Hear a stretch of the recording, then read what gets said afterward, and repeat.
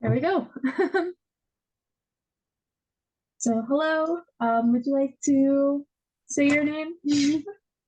Hi, my name is JP. I am currently a senior at RIT studying business management with minors in entrepreneurship and theater arts.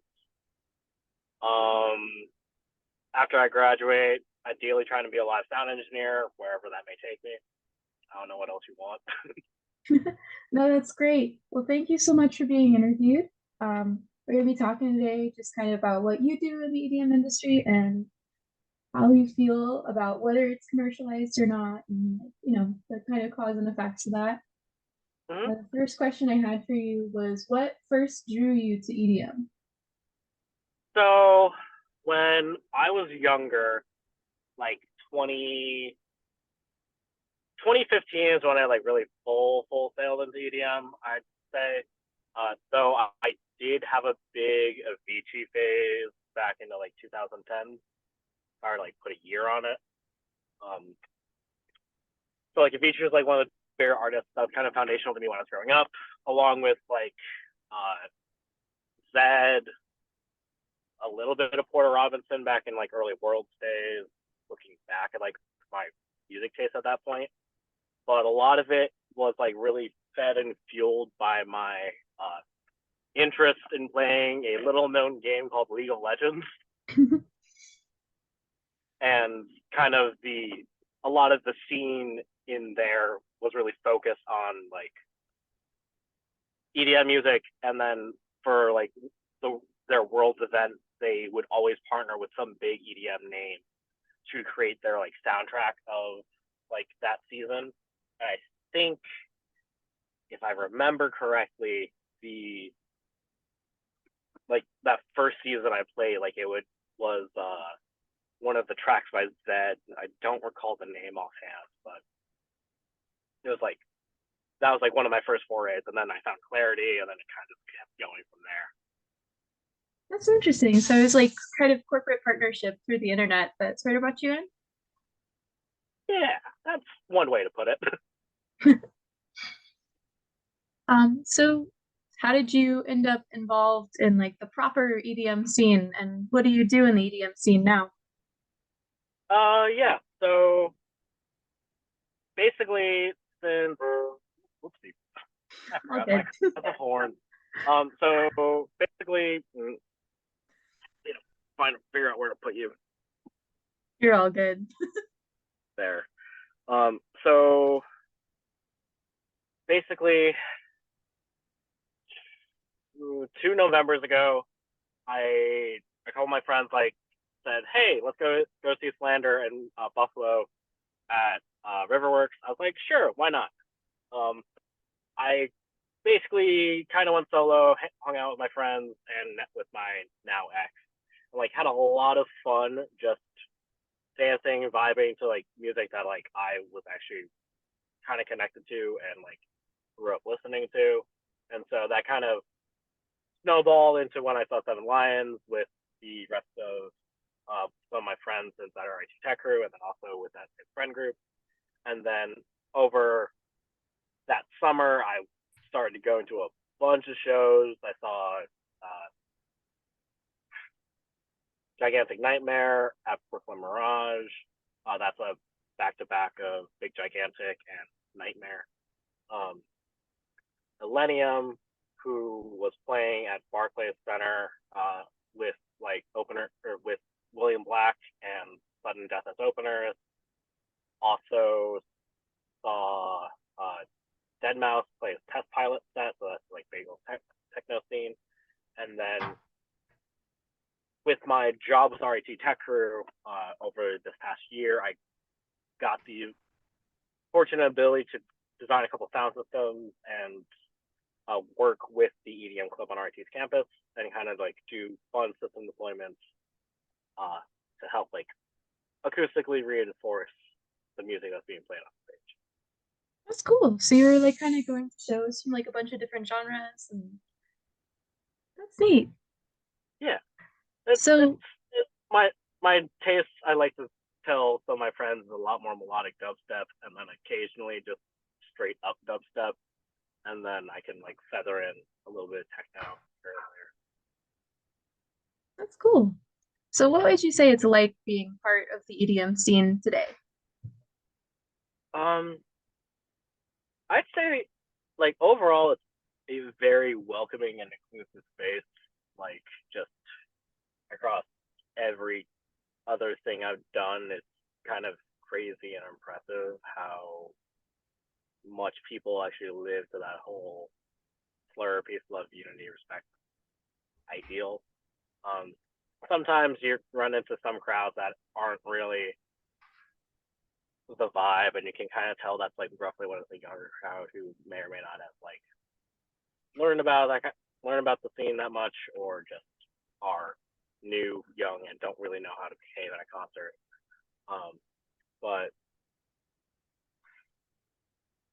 Do you feel like Fleur is kind of a tradition that's going to carry on, or do you see that culture continuing over time as the sort of newbies get used to it? I I think it'll stay. Um, just overall, like it from what I've read about from like when back in the very old days of like people really doing drugs at these kind of shows, it's interesting how the prevalence back then kind of uh, pushed that sentiment across everybody, just because they all understood that if like for nobody's high to get ruined, you all have to like be respectful of that, and like the popularization of the scene kind of gets a little deterred by just like the other types of party drugs that are now in play. So like people who don't know that like more people are trying to do those other things are like going to things like alcohol, which we all know is a little bit problematic for some people, and like it kind of deteriorates in that way, but it still is pretty prevalent overall. Yeah. Do you feel like um, Fleur culture is like still tied to drug use, or do you feel like it's kind of become its own thing now? Um, I like to think that it's still a part of the overall culture. That's what I'll. That's like my bigger hope and prayer. Um, very much as EDM grows back into the main stage S scene with like bigger acts that are also kind of literally developing out of frat houses, it might deteriorate for like those artists. But I think overall, for the rest of the scene, it's doing pretty well. That's cool. So, how do you find out about or plan events and share information about music?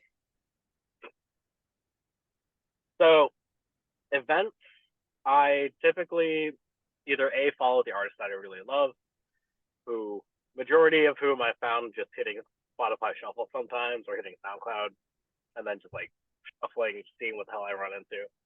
Oh, yeah, Um, lots of social media. yeah, I have been on a very interesting kick of just finding cool small artists um, through just like scrolling through TikTok and like scrolling through Instagram Reels. I found a couple smaller artists that way that I've been really loving. Um, Additionally, just going early to see the openers play for some shows has been really nice, and like learning more talent in the scene.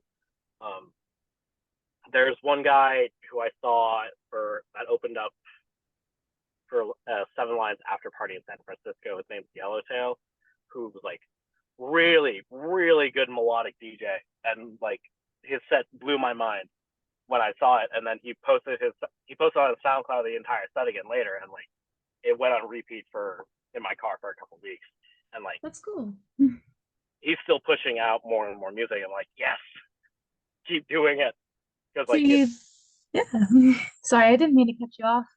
no, it's all good. It's just like it's really cool when you see people who share similar music tastes but still give their own taste, give their own spin, and then like push things forward. Um, Absolutely. yeah. So would you say that like live discovery is still as important as like, or is still as active as discovering people through social media and through the internet? Um, I hope so. Mhm. There's definitely has been moments where like I've like came in early to like just see a couple of the openers, and then like there was like another artist like in the middle. It was like, oh wow, I didn't realize I was gonna like that. Um, quite literally, that's kind of how I started really liking sudden death. Um, for the listeners who, or for whoever's watching this later, um, sudden death is like a very heavy dubstep artist, and the the other two openers he was playing in between William Black and Millennium are two very very different vibes. Melodic dubstep artists. The more hardcore stuff you definitely have to like get used to, you know? Yeah. So it was very funny because like I was indoctrinated into liking heavy dubstep by just my coworkers and tech crew because we would do a thing every year for the graduating seniors where we'd set up an absurdly huge sound system that we would never actually deploy and put it on stage in our playing space called Ingle. And so basically, the thing is a gigantic wall of concrete with a absolute metric load of subwoofers firing heavy dubstep music. And so it's just funny and it's a vibe. And so when I saw like having fun with a little bit of melodic and then going into heavy and then going back into more melodic, I was like, I love this. I just love how Oh, like yeah. diverse the music scene is and how like sometimes um some artists are willing to be like, yeah, I could have a random heavy act play before me in for like a big headline show in New York City that I sold out. You know, it's a vibe. Totally. So, what kind of venues, when you go to shows, are they at? Are shows paid for you all the time?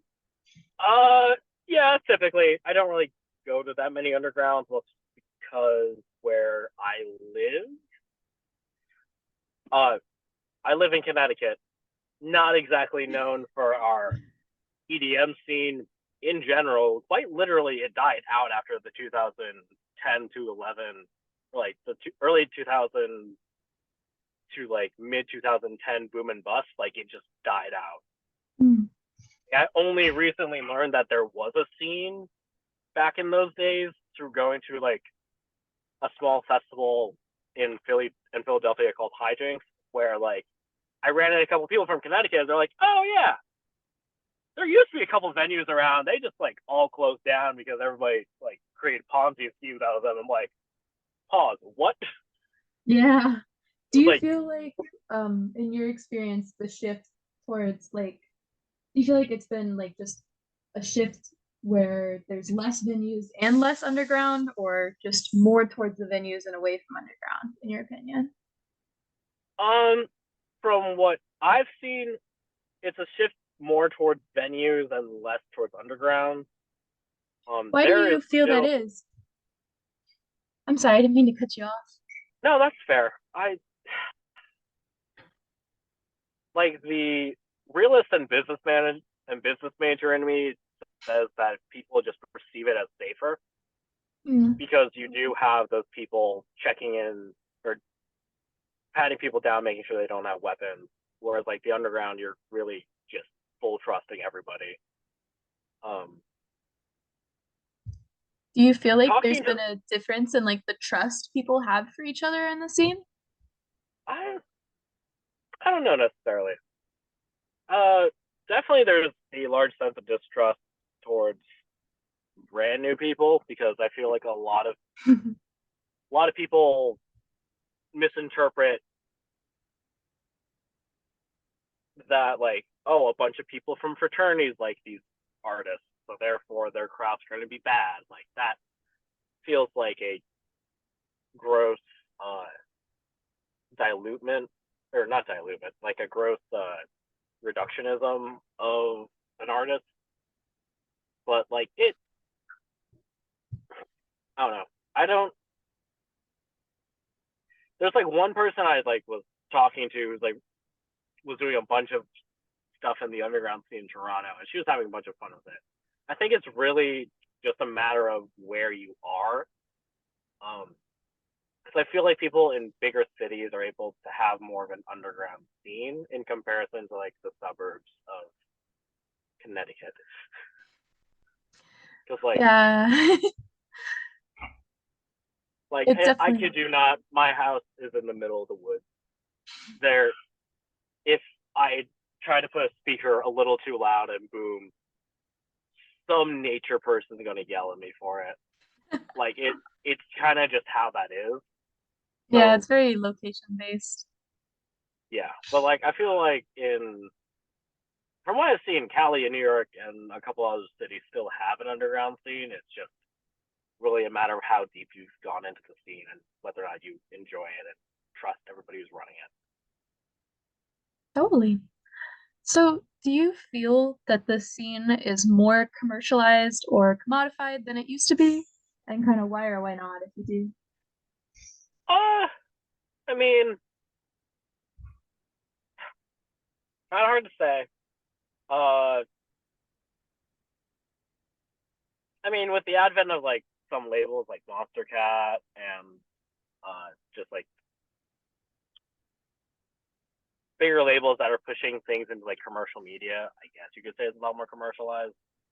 Um, I mean, at the end of the day, it's kind of hard to separate that a lot of music or electronic music was really closely connected to the gaming boom, and so there is a lot of commercialization just within both of those branches together. Totally. What do you feel like that's added or taken away from or changed about the scene, I I mean it. if anything? I would assume it made it a lot more accessible, especially with the like advent of streaming services, because like before DJs used to have to like dig through crates to try and find any uh good like vinyls that they could use in any remixes. Whereas now it's just like, oh, if I just keep scrolling through SoundCloud looking for something, somebody might have posted something somewhere, and so you can find it. Um, Also, consequently, it makes it a lot easier for people to like find one idea and just like copy it, throw it somewhere else, and then some people will like misinterpret. Um, I definitely feel like it made it easier for DJs to do their thing in the scene. If that makes Totally, yeah. So, a little bit of a veer away from that topic. I realized I missed one of my questions earlier. And that question was, what is clubbing and raving today like? Can you kind of describe the people and the atmosphere? Not in comparison to anything, just like the general vibe you get. like just a general vibe of raving. Yeah, just like, what is a show like today? Oh yeah. You're gonna describe it to somebody who's never been or who hasn't been in years. Okay. Um. So a lot of people in a Big general crowds. portion. Yeah, big crowd. Big crowd, packed floor space. Um, Generally less clothing. I don't really know how to describe that. Um, It's stayed and kind of a fashion movement, like the fashion's changed over time, but it's still a place to dress like up. it's still a place where like a lot of people like have dedicated outfits for that like you wouldn't wear to like a nightclub. Um, Whether that be guys wearing tank tops because you can't get those into most nightclubs nowadays. You kind of just wear whatever, to be honest. Um, like I know for me and a couple of friends in like my rave group, we just kind of just wear like a fun T-shirt that we have, whether it be from some like very niche reference or like some artist merch that we have, and then uh, just like pair of shorts, pair of pants, depending if it's hot or cold outside. Yeah. So what are the people at the raves you go to like? Um, like overall, pretty welcoming. You could start up a conversation with a lot of people just completely by accident, whether or not they're just wearing some merch that you like think is really cool. You just like tap on the shoulder, like, "Yo, that's awesome," and then like have a fun conversation for a little bit. I'm a big fan of like bringing a hand fan with me, just like help cool people down because the pit's always fucking hot. And so like I would be like, "Oh," and then they're like, "Ah, thank you." And then like at the last show I went to was Kaiwachi, um, two guys just gave me $1 for shits and giggles. I'm like, okay, cool, I'll take the tip. Didn't need it, but all right.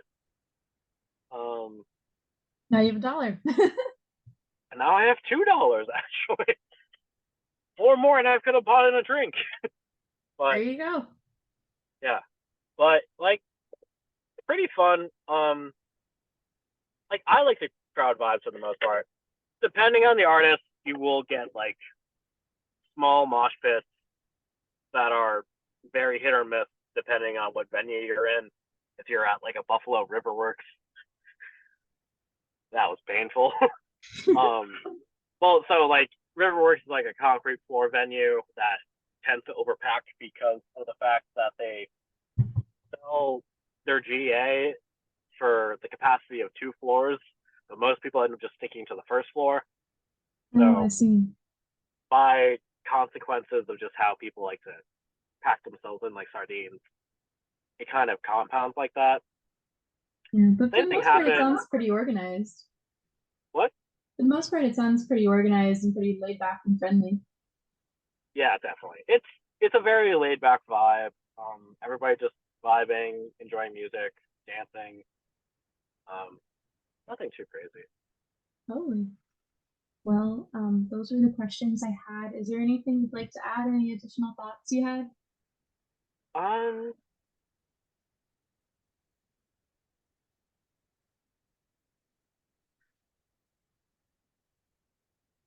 the American style raves are very fun. I'll say. I would be curious if you get any like word on like the European style, We'll because see. I have like my fingers crossed. yeah, because like I keep reading online how like some people just rave about stuff that happens in like Europe. I'm like, okay, but like I kind of like the American vibe, but that's just me. Totally. Well, thank you so much. I'll make the thing stop recording. I really appreciate it. Oh, You're does my welcome. mouse want to work? Sorry for doing